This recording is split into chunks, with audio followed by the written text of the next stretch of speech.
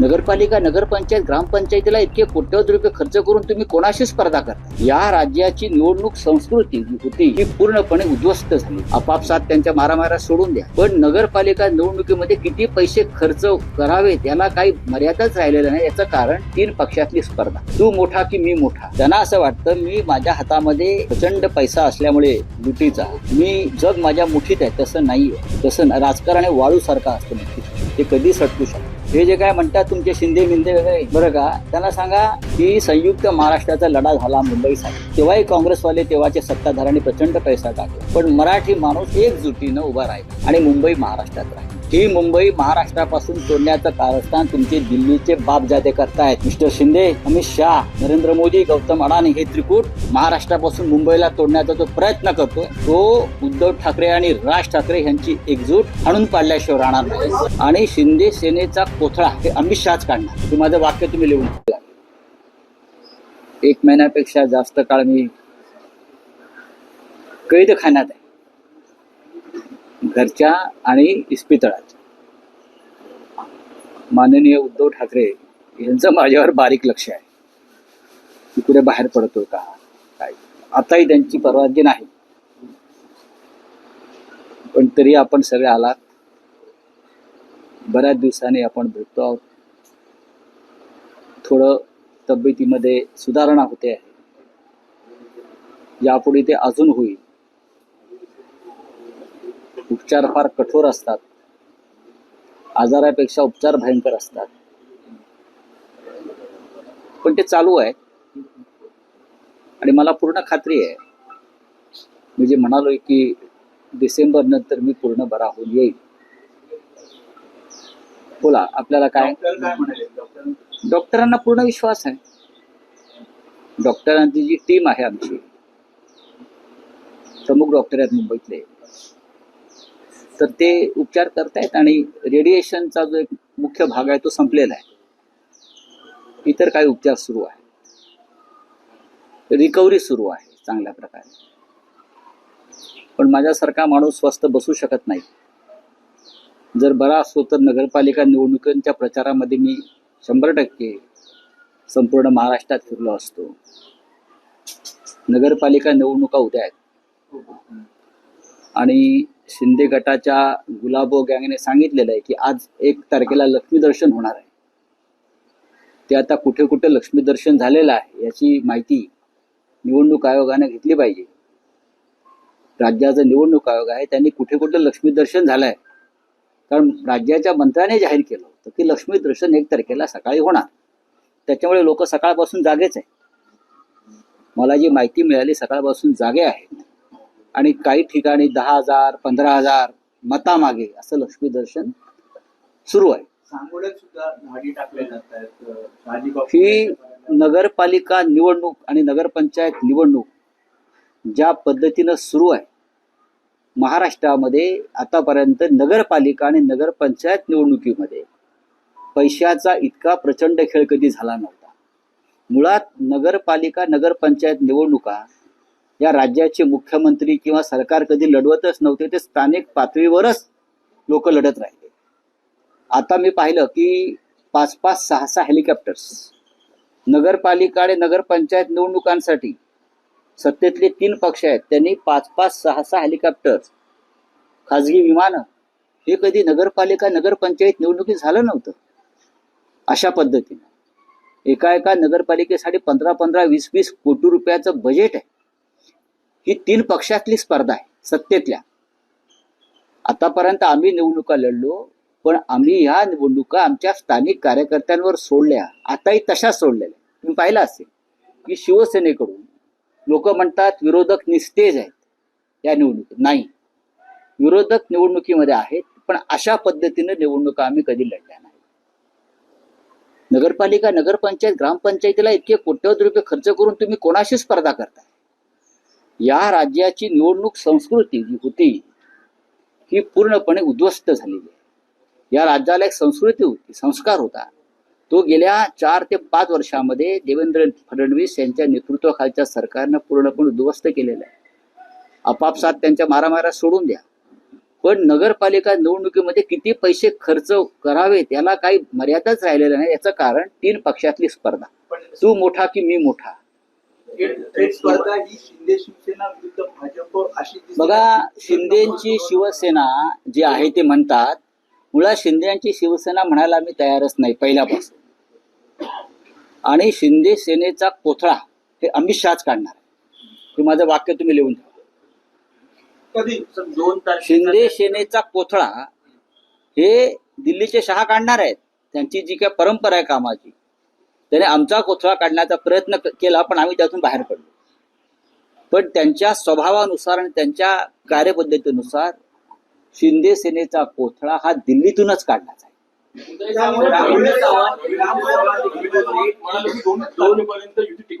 आणि मी हे तुम्हाला आता सांगत नाही, गेले वर्षभर सांगतो, यांचे 35 आमदार फुटणार आहे. ज्या पद्धतीनं त्यांनी शिवसेनेच्या बाबतीमध्ये गुप्त ऑपरेशन तेव्हा केलं आणि आमचे आमदार, तीच पद्धत, त्याच पद्धतीनं आता शिंद्यांचे आमदार फोडण्याचं काम अगदी व्यवस्थित सुरू आहे. रवींद्र चव्हाण हे भारतीय जनता पक्षाचे प्रदेशाध्यक्ष आहेत, करेक्ट, कोकणातलेच आहेत आणि डोंबिवलीचेच आहे. त्यांची नेमणूक खास त्यासाठीच केलेली आहे डोंबिवलीतून. त्याला राजकारण कळत आहे, त्यांनी ते राजकारण समजून घेतलं पाहिजे. आणि जे आजच सामनाचा अग्रलेख आहे, जे रवींद्र चव्हाणांचं वक्तव्य आहे 2 तारखेनंतर, आणि तुम्हाला आठवत असेल मीही वारंवार तेच सांगत होतो, डिसेंबर नंतर बघा काय. यांचा कोथळा, यांना वाटत असेल की दिल्लीचे 2 महान नेते आमच्या पाठीशी आहेत. ते कोणाच्याही पाठीशी नसतात. हिंदुहृदय सम्राट बाळासाहेब ठाकरे यांनी अमित शहा आणि नरेंद्र मोदी यांना बरं का नियमबाह्य मदत केली कायद्याच्या बाबतीमध्ये, इतर बाबतीमध्ये, तरी त्यांनी माननीय हिंदुहृदय सम्राटांच्या शिवसेनेच्या पाठीत खंजीर खुपसायला मागे पाहिले नाही. की ते शिंदे कोण? शिंदे तर त्यांनीच पाळलेलं. तुमचं म्हणणं की महापालिका निवडणुकीच्या आधी हा पक्ष फुटेल? बघ, हा पक्ष त्यांचा फुटलेलाच आहे. पक्ष फुटलेलाच आहे, हा त्यांचा पक्ष नाहीच आहे. तो अमित शहाने निर्माण केलेला एक गट आहे. हा अमित शहाचा पक्ष, हा शिंदेचा पक्ष नाही. माझी शिवसेना खरी आहे का? हास्यास्पद नाही का हो? कसली यांची शिवसेना? याने कधी शिवसेनेला जन्म दिला? याने काय शिवसेनेसाठी खस्ता खाल्ल्यात? ते कधी तुरुंगात गेले सेनेसाठी? बाळासाहेब याने कोणती आंदोलनं केली? माननीय उद्धव ठाकरे यांच्या नेतृत्वाखालची शिवसेना महाराष्ट्रामध्ये आजही मजबूतीने उभी आहे. पैशाच्या ताकदीवर निवडणुका जिंकणं म्हणजे लोकशाही नाही. त्याला आम्ही लोकशाही किंवा राज्य करण्याची पद्धत मानत नाही.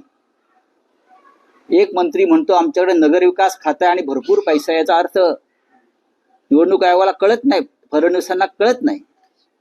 आपण भ्रष्टाचाराचा 0 टॉलरन्सचा जेव्हा भूमिका घेता, तेव्हा तुमच्या खात्यातला एक मंत्री नगरविकास खातं आमच्याकडे आहे, त्यावेळेला आम्हाला पैशाची चिंता नाही असं जेव्हा सांगतो, तेव्हा ताबडतोब त्या मंत्र्याला बरखास्त केलं पाहिजे आणि नगरविकास खातं ज्याच्याकडे आहे त्याच्याकडून ते काढून घेतलं पाहिजे. तर तुम्ही राज्याचं नेतृत्व करता असं आम्ही मानतो.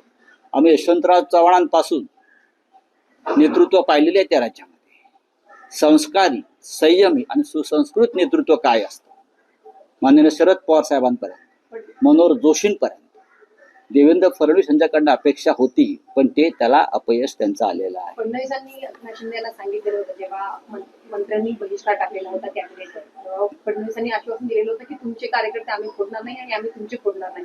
मात्र लगेचच दुसऱ्या दिवसापासून शिंदे गटाचे बघा, फडणवीस यांचं राजकारण जर शिंदेना कळत नसेल तर त्यांच्या राजकारणात राहू नये. नुसतं पैशावर राजकारण चालत नाही, पैशांवर माणसं विकत घेता येतात. मला आश्चर्य वाटतं राज्यातल्या जनतेचं.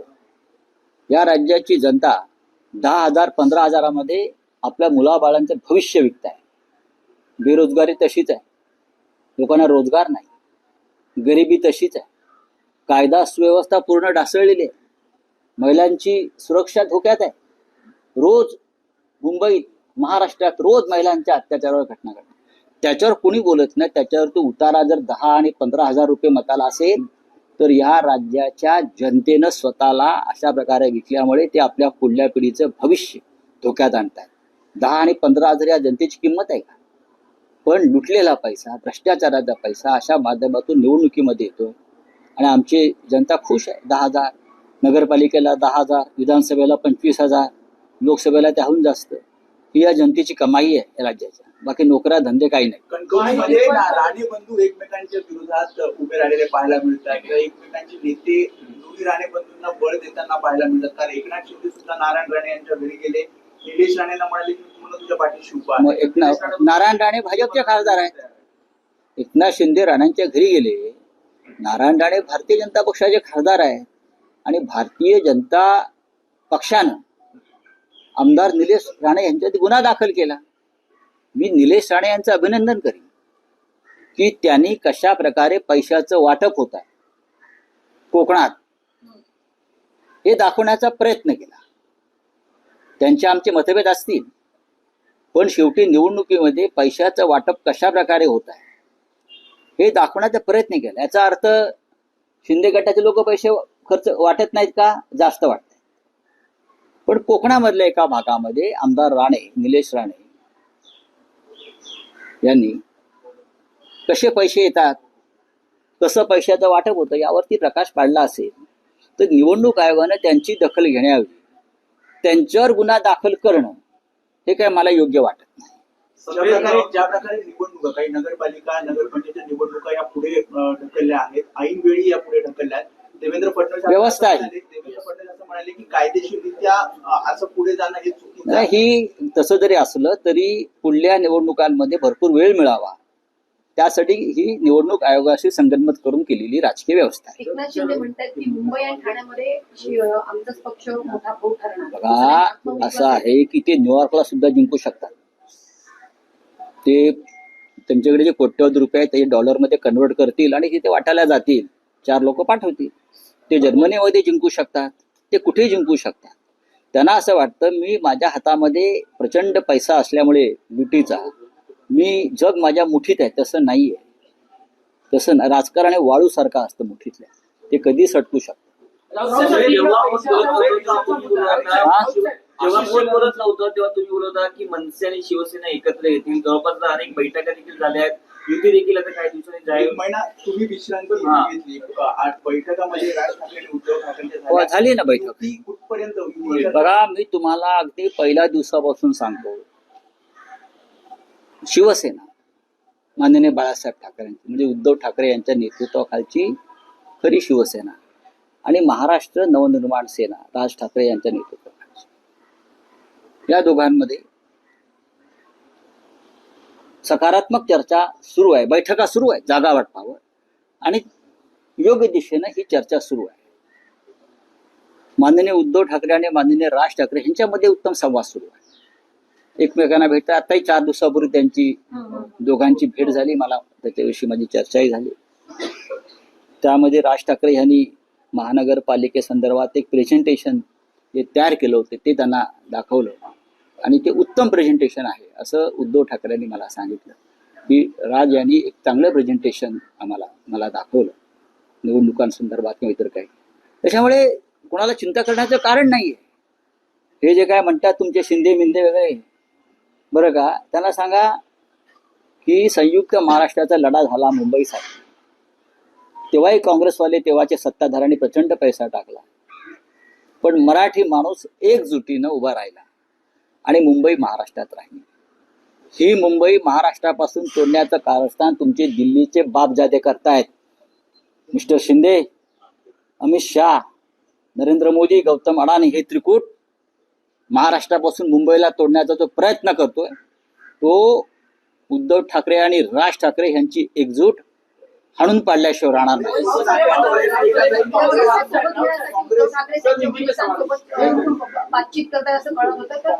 बघा एक लक्षात घ्या काँग्रेसशी आमची चर्चा सुरू आहे.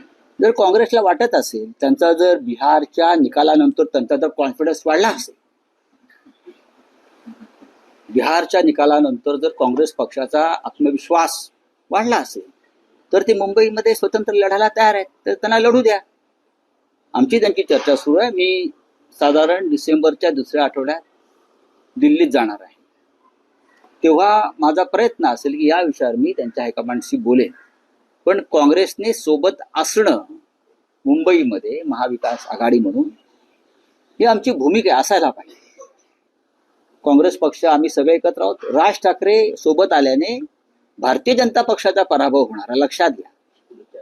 आमचा जो शत्रू आहे, या मुंबईचा जो शत्रू आहे तो भारतीय जनता पक्ष आहे. गौतम अडाणीला ज्या पद्धतीने ही मुंबई घशात घातली जाते ती जर थांबवायचं असेल आपल्याला तर राज ठाकरे यांचं सोबत असणं ही या मुंबईची आणि महाराष्ट्राची गरज आहे. बोले एकनाथ शिंदेने तुमची विचारपूस केली. चांगली गोष्ट आहे, ही व्यक्तिगत नाती असतात. धन्यवाद. ठाकरेंची तो शांत बसलेली होती, 1 महिन्याची दिनचर्या बसली होती. मी बोललो ना, मी कैद खाण्यातच आहे, वैद्यकीय कैद खाण्यात आहे, मेडिकल जेल. आज फडणवीसांनी तुम्हाला परत एकदा शुभेच्छा दिली की लवकरात परत एकदा माध्यमांसमोर येतात. नाही बघा, देवेंद्र फडणवीस हे कधी काळी आमचे जवळचे मित्र होते आणि आम्ही नाती जपतो. आम्ही एकत्र काम केलेलं आहे. आजारपणात त्यांनी मला स्वतः फोन करून चौकशी केली आणि सर्व प्रकारच्या मदतीची त्यांनी पेशकश केली. मोदी आणि शिंदेची पण तुम्हाला केली ना. बघा, ही राजकारण वेगळं आहे, व्यक्तिगत नाती वेगळी असतात. केंद्रातल्या जवळजवळ सर्वच मंत्र्यांनी दूरध्वनी करून माझी चौकशी, उपराष्ट्रपती असतील, सगळ्यांनी माझ्याशी ही एक नाती असतात, ती टिकवली पाहिजेत. राजकारणामध्ये किती शत्रुत्व असलं तरी ते व्यक्तिगत स्तरावर शत्रुत्व येता कामा नये. देवेंद्रजींनी माझी चौकशी केली किंवा जर त्यांना कोणी भेटलं तर ते माझी चौकशी करतात. नरेंद्र मोदीजींनी चौकशी केली, वारंवार ते करत असतात. आजही सकाळी त्यांनी कोणाकडे तरी चौकशी केली असं मला कळलं, मला फोन आला होता. पण या गोष्टी होत असतात. उद्धवजी, राजजी चौकशी करतात. 2 दिवसात राज ठाकरे इथे येणार आहेत, त्यांचे निरोप आहे. पण या गोष्टी होत असतात आणि मी बरा आहे. चला, धन्यवाद.